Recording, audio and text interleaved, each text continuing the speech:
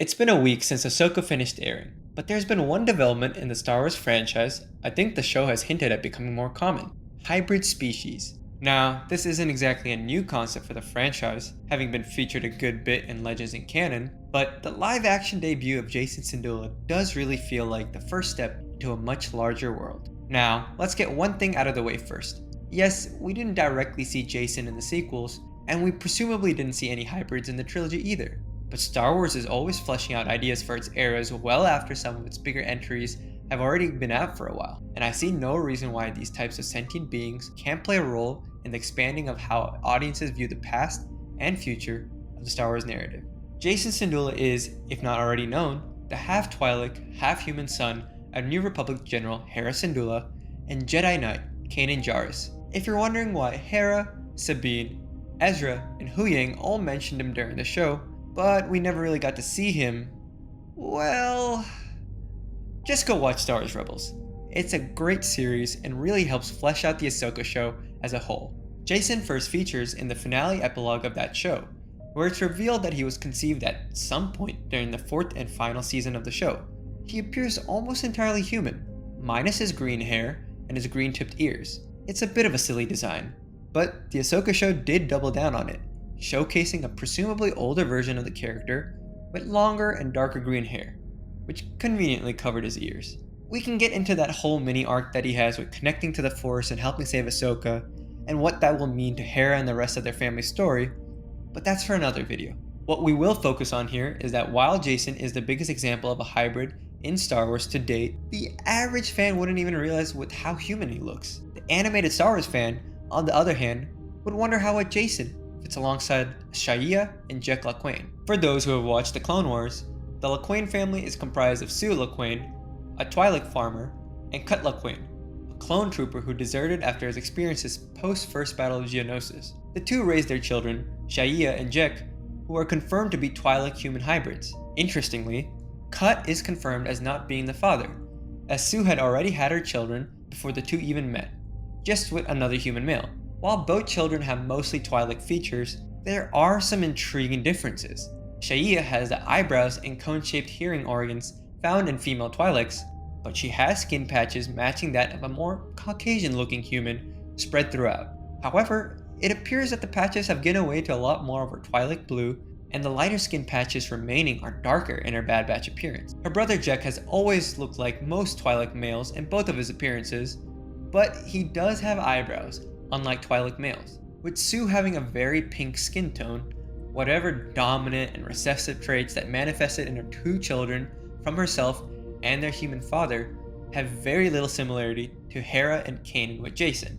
Jacen doesn't seem like he will ever have Leku, and we don't know how his skin color will change with his age, but his green elements seem directly drawn from his mother and grandmother, and his overall skin color falls somewhere between Kanan's and Cham's. So, with these three Twi'lek human hybrids established, what does it mean for how Jacen will grow and look like? At least for now, the Twi'lek human hybrids are established as being wildcards. It's not that surprising either, with how different mediums could encourage further diversity in how Twi'lek human hybrids can look, and how some Twi'leks can even differ. At least for live action, it seems that Jacen will be a hybrid with human-dominant features, which is far easier to build into more Twi'lek features, should it ever happen. He could very easily still have Leku, with two growing from behind his head in a similar manner to Orn Free Taa, the most prominent Twi'lek politician in Star Wars history. But what other hybrids can and have happened, and what do both Canon and Legends inform us about them? So far in Canon, the second most prominent hybrid species is the Alder Esperion, born from redskin Esperions who intermarried with human Alderaanian colonists several generations before the Galactic Civil War. While only featured in the Princess Leia comic miniseries, set just after New Hope, they serve as an important example as to why we haven't seen more hybrids. Amongst some Alderaanians, despite their long-standing history as a sentient and peaceful race, Alder Esperions were not considered true Alderaanians by other human Alderaanians, like Jorah Astane of the Alderaan Enclave on Solus. While the efforts of Princess Leia, Uwa Parisi of the Melodic Order, and eventually Jorah Astane created a more integrated and accepted Alderaanian diaspora, it's obvious even humans from a progressive society like Alderaan would balk at the idea of interspecies mingling. Yes, humans have been known to breed with Marillions and Thelans as well, but other species have their own hybrid children. Corans and Mon Calamari, despite ancient tensions, have been known to have children together, and Gungans and Gozos have also paired with each other, if Flix is to be trusted. In total, we know of several hybrids in canon. Beyond Bionel, the chief of the Alder Esperion population, Jom Jarush, a Coran Mon Calamari cook who worked at Takodana Castle nearly 150 years before the Battle of Yavin, Jekin Shaya Lequain, Maze Rainshi, a human Marillion hybrid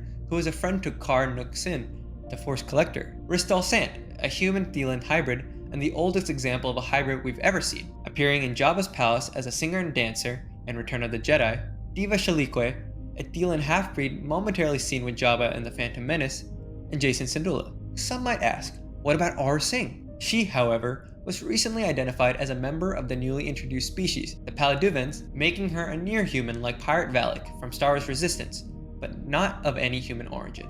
Going into Legends, we have further human interbreeding with the Koinite, Echani, Pharaohan, Hamadryas, Kefar, Miraluka, Nagai, Sith, and other species.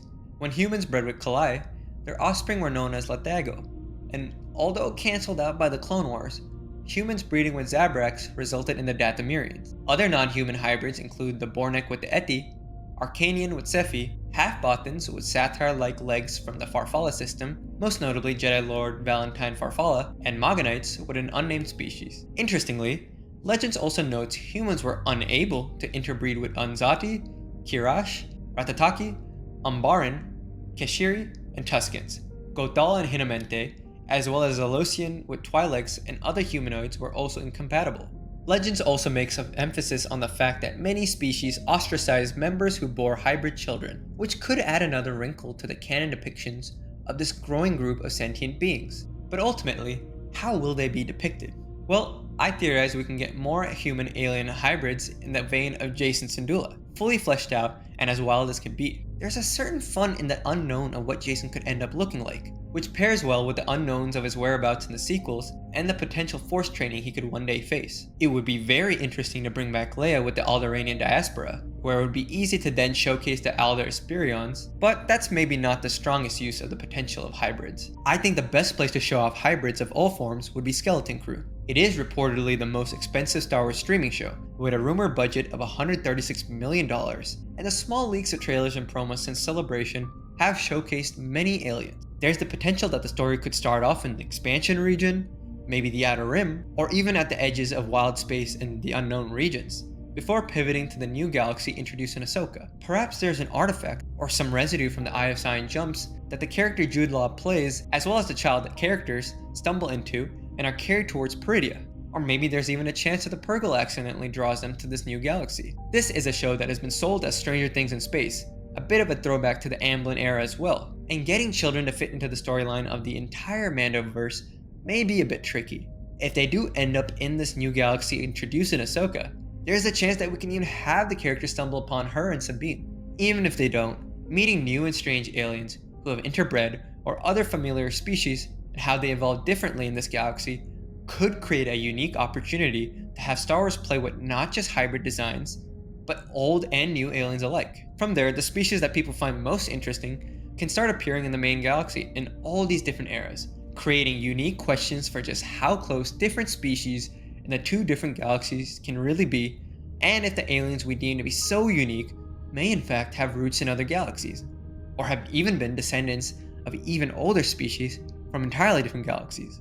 And if we really want to get wilder and even more connected to Legends, maybe some of these species were created in the first place.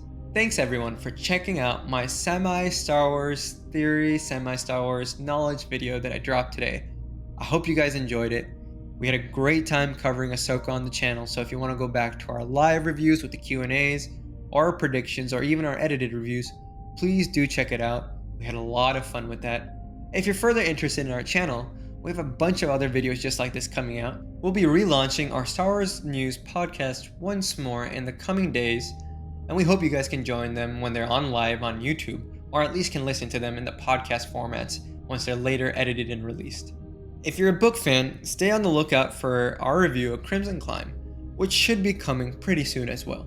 And if you like engaging with us more directly, besides just comments and liking on our videos, do check out our community tab where you can see our current bracket running, Dark Side Power Ranking. And if that isn't enough for you, make sure to check out our Monday videos where we drop our lives of our Let's Plays of different video games. Right now, we're playing Star Wars Republic Commando, so we are nearing the end of that, so do definitely join in before we finish the whole game and move on to our next one. During those streams, we talk about anything to do with Star Wars or even other topics as well, so don't be afraid to ask whatever you want. And if you're a really big fan of the stuff that we've been creating these last couple years on this channel, do sign up for our YouTube membership or our Patreon memberships, where you'll get exclusive access, exclusive videos, exclusive live streams, and a bunch of awesome ideas coming your way. Thanks so much for watching.